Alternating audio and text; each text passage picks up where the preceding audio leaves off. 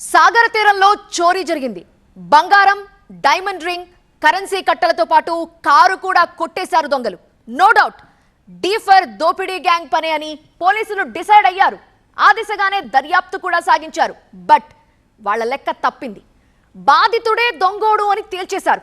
ఇంటి దొంగని ఈశ్వరుడైనా పట్టుకోలేడంటారు కదా, అదే ఫార్ములాని అప్లై చేసి కాకీలని ఏమార్చాలనుకున్నాడు అతను. ఆ ప్లాన్ బెడిసి కొట్టి కాప్స్ ఎదుట తల వంచాడు. ఎవరా దొంగ?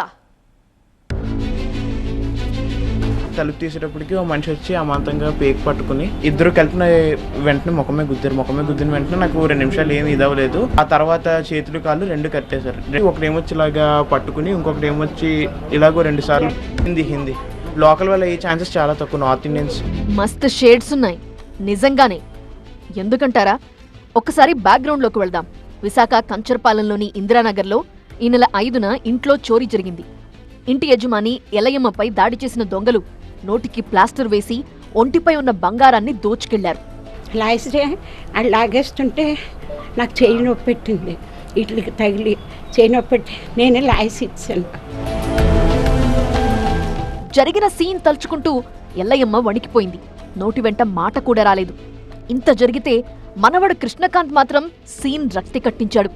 సీన్లోకి ఎంటర్ అయిన పోలీసులు సీసీ ఫుటేజ్ తిరగేశారు.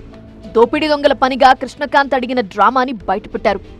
ఎవరొకరు ఇంటి దొంగ ఉంటాడు, అతను ఇన్ఫర్మేషన్ ఇచ్చాడు, అందుకే నేరుగా ఆ ఇంటికి వచ్చాడని నేను ఫస్ట్ డే అడిగాము. యాంగిల్లో విచారిస్తూ మనం కేసు డిటెక్ట్ చేయగలిగాము. కృష్ణకాంత్ ట్రేడింగ్ యాప్స్ కి అలవాటు పడి అప్పుల పాలయ్యాడు. అందులో నుంచి బయటపడేందుకు దోపిడీకి ప్లాన్ వేశాడు. తన మిత్రుల్ని చేరదీసి వాళ్లతోనే చోరీ చేయించాడు. ట్రేడింగ్లోని చాలా ల్యాక్స్ నష్టపోయినట్టు ఇవన్నీ కూడా బయటపడింది.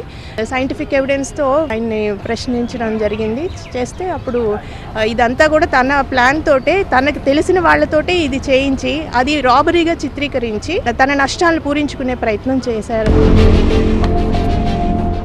చోరీ చేసిన మిత్రులు ప్లాన్లో భాగంగా ఎస్కేప్ అయ్యారు. ఇక్కడే కృష్ణకాంత్ నాగ్గా వ్యవహరించాడు.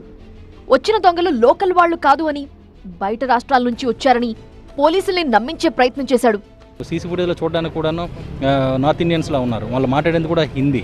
సో మాకు నార్త్ ఇండియన్స్ అనే గ్యాంగ్ అనే మాకు డైవర్ట్ చేశారు. సో మేము ఆ విధంగా చాలా కష్టపడాల్సి వచ్చింది. ఫస్ట్ డే చాలా వర్కౌట్ చేసాము కూడా. చేసి ఆ తర్వాత సెకండ్ డేకి బ్రేక్ చేసాం.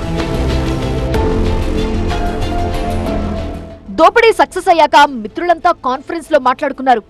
కోడ్ లాంగ్వేజ్ లో మెసేజ్ పెట్టుకున్నారు. All are safe. Kolkata code తో కృష్ణకాంత్ స్నాప్ చాట్ లో కనిపించింది. అదే కృష్ణకాంత్ ని పట్టించేలా చేసిందన్నారు పోలీసులు. అతను ఏదైతే ఈ డిజిటల్ ఫుట్ ప్రింట్స్ ఉంటాయి మొబైల్ వదిలిన తర్వాత, అవన్నీ చెక్ చేసినప్పుడు అందులో మనకి ఒక స్నాప్ చాట్ ద్వారా ఒక మెసేజ్ దొరికింది. ఆ మెసేజ్లో all are safe in Calcutta అని చెప్పి ఒక కోడ్ లాంగ్వేజ్లో పెట్టుకున్నారు. ఆ నెంబర్ ఏదైతే ఉందో అది మన దాంట్లో పిక్ చేసుకున్నాము. ఒక 2 నెంబర్లు సస్పీషియస్గా ఉన్నాయి, అవి డిలీట్ చేసి ఉన్నాయి. ఆ నెంబర్లు కూడా తీసుకున్నాము.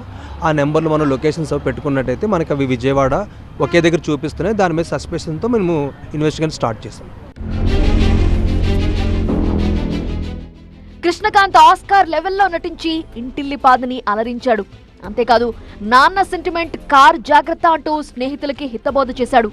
అంతా అనుకున్నట్టే స్క్రీన్ ప్లే పండించాడు. కాకపోతే మ్యాటర్ కాకీల దాకా రావడంతో కృష్ణకాంత్ పప్పులు ఉడకలేదు. 4గురిని అరెస్ట్ చేసిన పోలీసులు రిమాండ్కి పంపించారు. హిందీ లోకల్ వల్ల ఈ ఛాన్సెస్ చాలా తక్కువ. North Indians